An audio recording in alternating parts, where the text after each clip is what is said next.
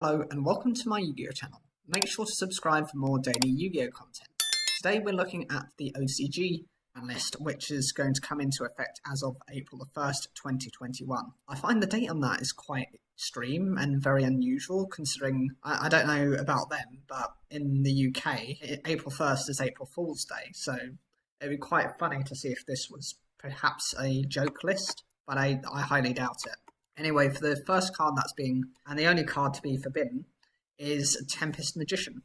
Now, the reason for this might be because of its burn effect. Basically, every time it gets spell counters, it's making it more powerful. And every time, basically when it removes all of its spell counters, it does 500 damage times the number of spell counters. So if you've got a duel that's got 8,000 life points, you just need 16 of them, and that way you can actually game your opponent, and it removes spell counters from all of the field, so that's why it's probably been banned. I don't know what they're trying to do in the OCG because this card is no longer a problem over here. Maybe people are trying to use that tactic because it works a little bit better.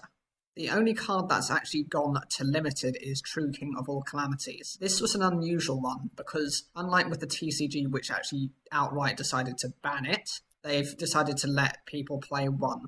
I have an issue with that because the whole thing with this card is it prevents your opponent from playing anything. You basically use one of the Exceeds materials and your opponent cannot do anything for their next turn. It's a major problem. And it would be one thing if this was a main deck monster, but this is actually an extra deck monster, which means if you meet the conditions to summon it, you can summon it, whereas with main deck monsters, you have to wait to draw into it or you have to specifically search it. I definitely think this is a bad move on the OCG side, and it's something that they might pay for in going into the future.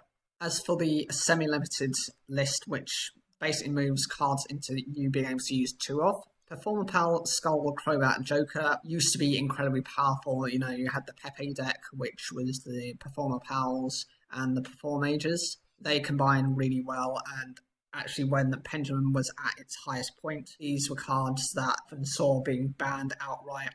They were nuisances, they searched other things, they could spam the board. You didn't have any conditions that they had to meet until, of course, the Link era came into force, in which case it changed it so that they had to be in specific zones and there were specific requirements they had to meet.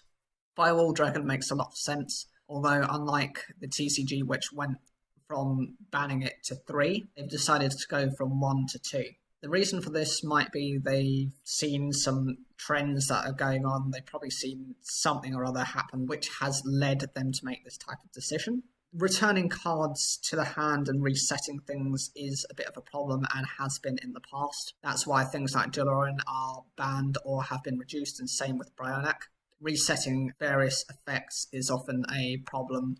And as for Union Hanger, this is a bit of a strange one. ABC Buster Dragon hasn't been that big of a thing for a number of years. I wonder whether it's perhaps they've started using them again, or there's some kind of lock that you can use with this effect. I have seen on Asian Eye's channel that there is a new way of kind of abusing this card and using that Dragon Buster Sword of Destruction to equip onto one of your monsters, which prevents your opponent from special summoning from the extra deck. So perhaps in the future this will actually get an outright ban again. If not, that Buster card definitely will. As for those cards that are now unlimited, which means they can go to 3, I don't see really too many problems on this except for Junk Speeder. Altergeist Mullerseek isn't particularly a problem. People don't tend to play Altergeist these days. Not seen playing that archetype for years now. Duloran, Tiger King of the Ice Barrier, again, it's been errated so that it cannot repeatedly return cards to the hand and reset effects.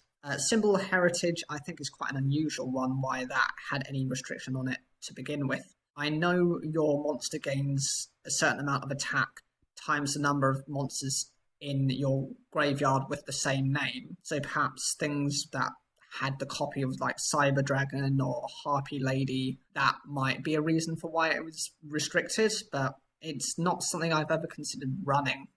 Sky Striker Mecha Modules Multi-Role, again, this was a popular card maybe 1 or 2 years ago with the Sky Strikers, but like every format, as things facilitate and moderate and move on, This is something that has been forgotten. I don't think it's going to make any real difference to the deck, and it's something that a lot of newer players aren't even going to be familiar with. Lastly, with Allure of Darkness, going from 2 to 3 isn't going to make a big difference. Yes, you do draw 2 cards by banishing a dark monster, but the thing is, most people are playing 40 card decks. They don't really want to be drawing multiple cards if it's going to put them in a situation where they deck out.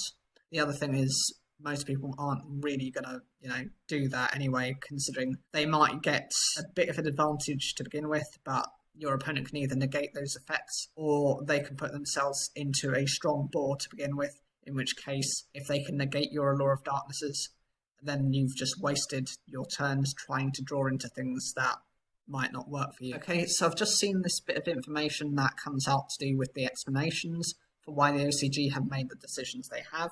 This is an official, Konami release, and this will just give you a bit of a flavour as to what they were thinking when they went about these decisions. For Tempest Magician, they've seen a rise in decks with the ability to quickly develop, spell counters. One can easily wipe out all of their opponent's life points, creating an overly consistent OTK. I can kind of agree with that. It's, as I've just mentioned, you can develop these counters so quickly within certain cards. I mean, the Magical Citadel is an example of a field spell that generates these spell counters, and obviously being a synchro monster, it's quite generic, it's very easy to summon. It says here for True King of All Calamities, it's been heavily used within the Virtual World archetype. It has incredible pressure due to its quick effect that can seal activated effects and attacks, and since it's an extra deck card, it's safe to put 1 without being merciless to those who would like to use it. As for Firewall Dragon, since it was limited in January with brand new effects,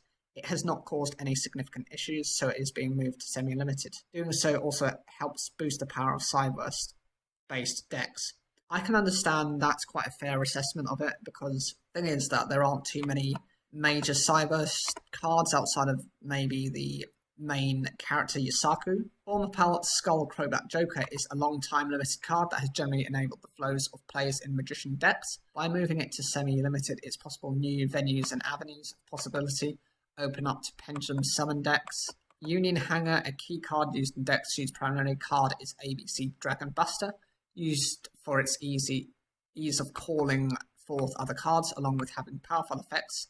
Since ABC Dragon Buster is limited, it's possible the deck might see play again with this move, so it's just more to see a diversity within the format. And as for Altergeist, Mollyseek, and Sky Striker Mecha Modules Multi-Roll, due to a major drop in usage by both Altergeist and Sky Striker, it's believed this is a fairly acceptable move. So there you go, that's their justifications for it.